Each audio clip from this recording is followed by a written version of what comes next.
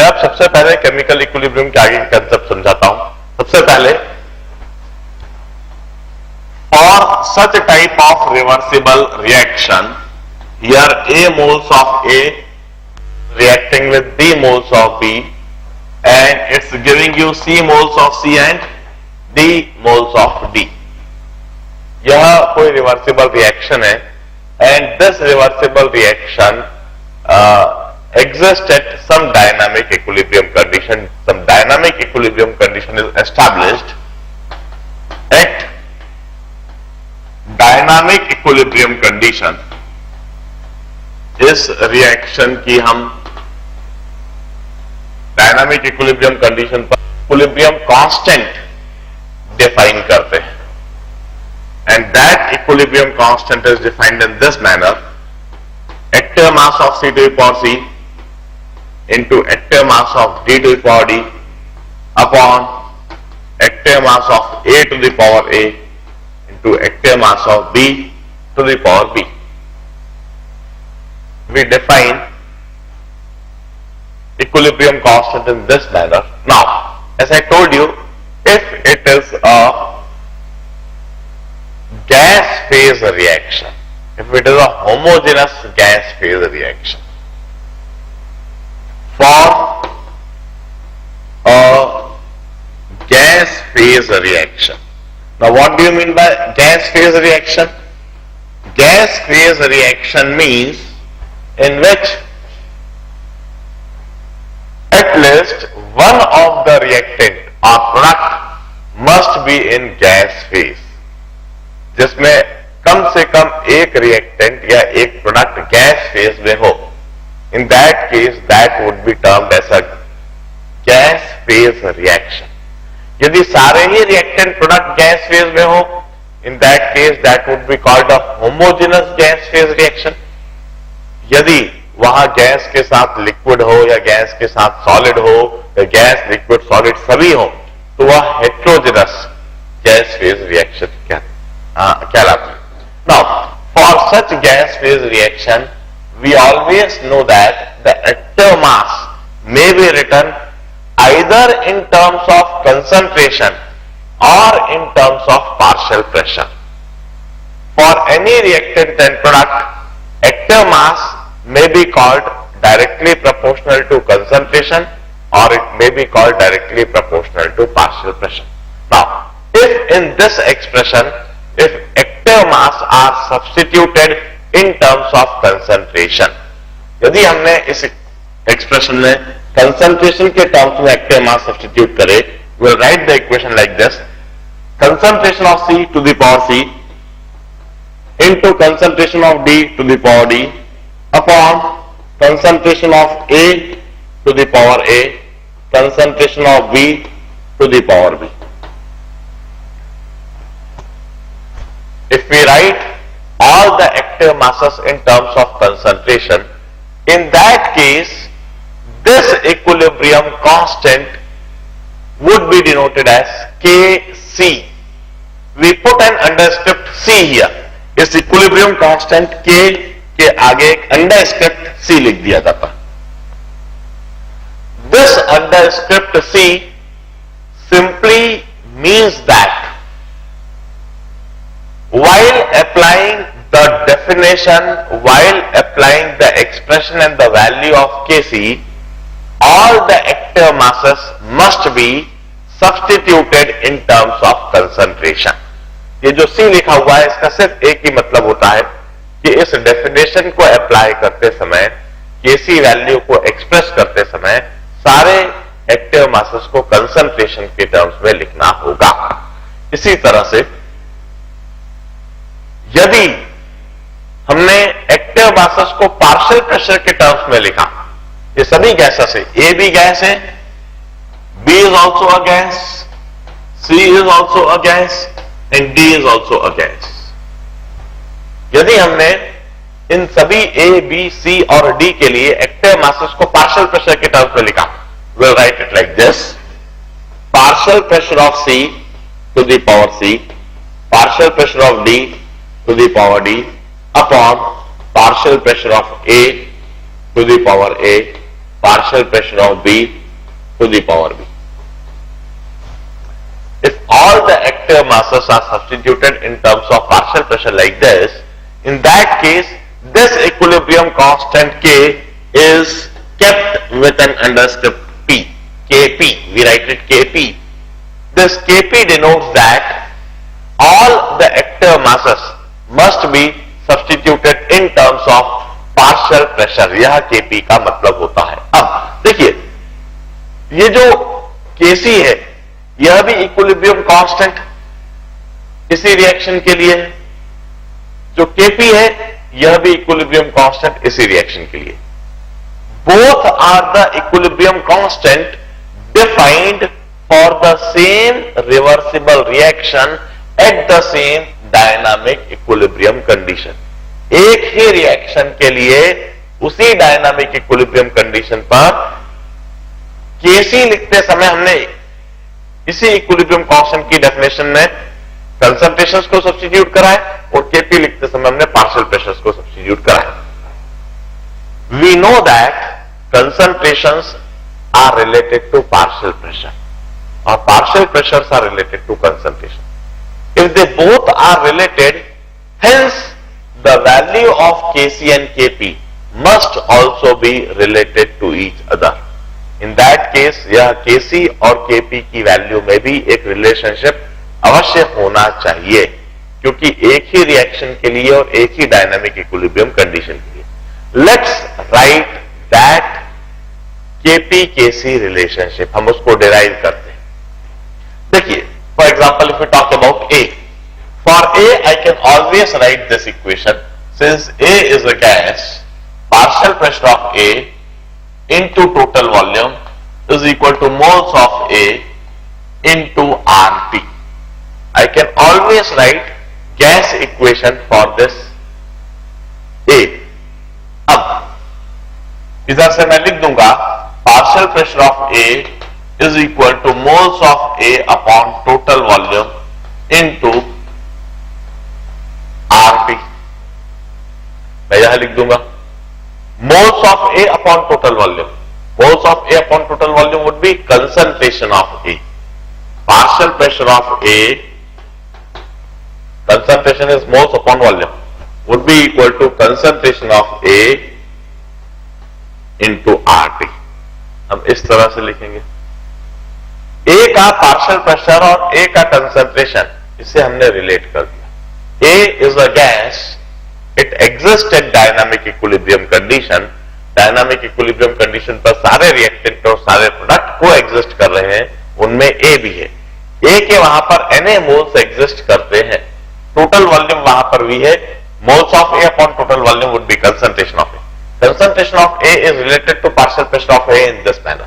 In the similar fashion, I can always write a relationship between partial pressure of B and concentration of B, partial pressure of C and concentration of C, partial pressure of D and concentration of D.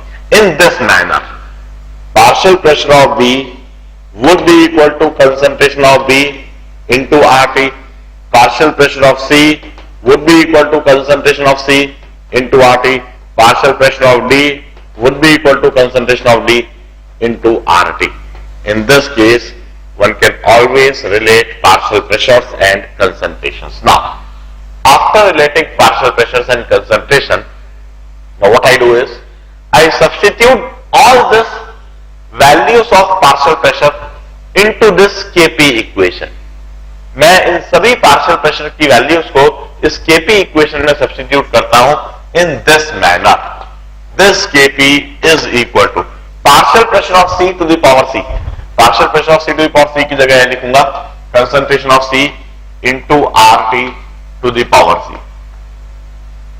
Concentration of D into RT to the power D upon concentration of A into RT to the power A. Concentration of B into RT to the power B. हम इस तरह से इस Kp के expression में सारे partial pressures की values को हमारे इस इक्वेशन के द्वारा अप्लाई कर दिए हैं. Now Kp is equal to concentration of C to the power C into concentration of D to the power D upon concentration of A to the power A into concentration of B to the power B into RT to the power C plus D minus A plus B. I write it like this. Now observe.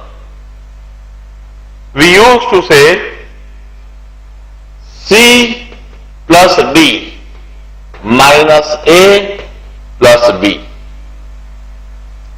C and D, they are the coefficient of product.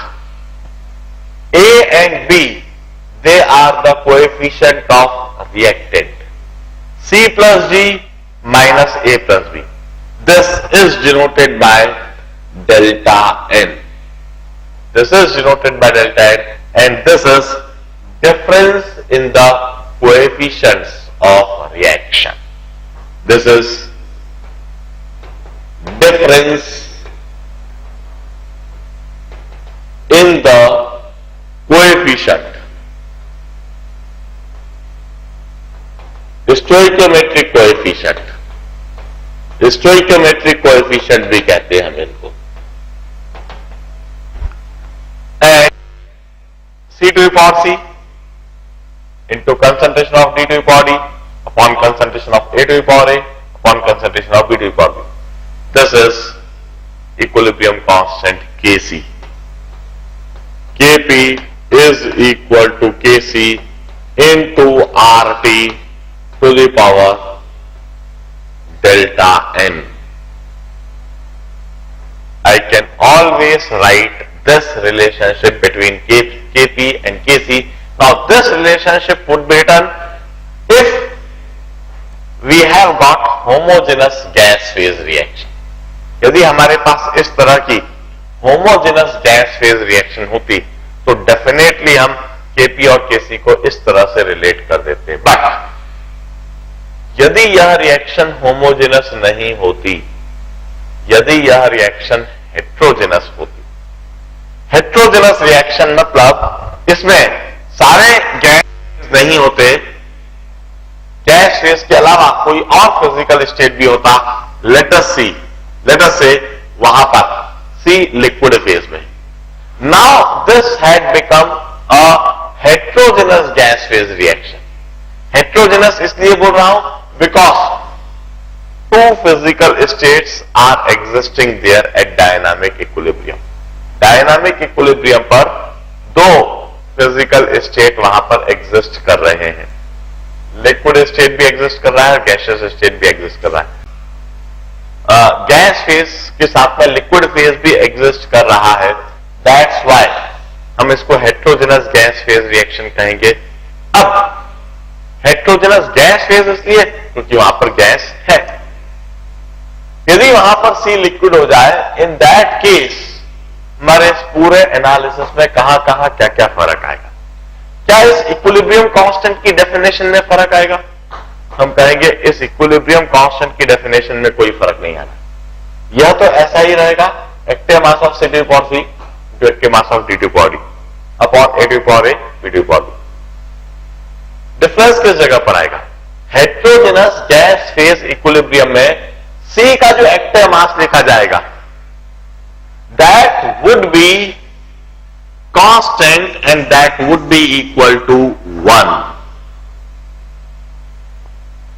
हम gases के active mass को concentration के terms में लिख देंगे या फिर gases के एक्टिव मास को पार्शियल प्रेशर के टर्म्स में लिख देंगे, मगर इस हेट्रोजेनस गैस फेज रिएक्शन में C which is a liquid, its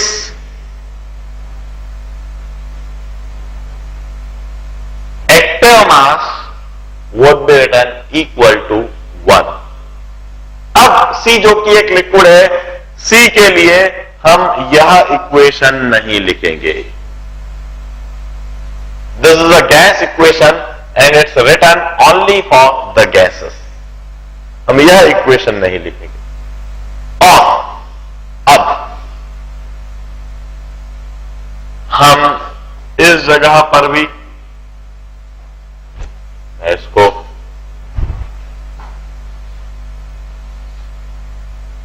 यह टर्म अपीयर नहीं होगी, इस जगह पर भी यह टर्म अपीयर नहीं होगी, यह पावर में c अपीयर नहीं होगा। और अब हम डेल्टा n लिखने के बजाय गैस के कोएफिशिएंट को इग्नोर कर देंगे, और गैस के कोएफिशिएंट को इग्नोर करके अब हम डिफरेंस इन कोएफिशिएंट जब निकालेंगे तो d minus a plus b, हम difference in coefficient of gas molecules निकाल रहे हैं, इसको अब हम डेल्टा एन जी लिख देते हैं। और डेल्टा एन जी लिखने के बाद अब इसे हम कहते हैं difference in the coefficient of gas molecules. इसे अब हम कहते हैं difference in coefficient of gas molecules, and finally we write Kp Kc relationship as Kp is equal to Kc into RT to the power delta Ng. Finally, I relate Kp and Kc in this manner. Equilibrium constant Kp for any reaction would be equal to equilibrium constant Kc into RT to the power delta Ng. And what is delta Ng? Delta Ng is the difference in coefficient of gas molecules. This is relationship between Kp and Kc. Once again, what must be unit of Kp and Kc? What would be unit of Kc and Kp?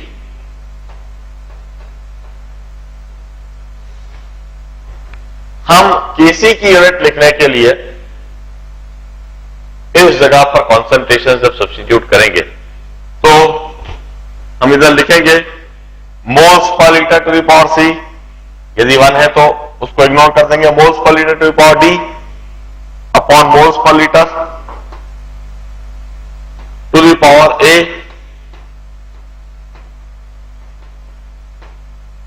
Moles per litre to the power B.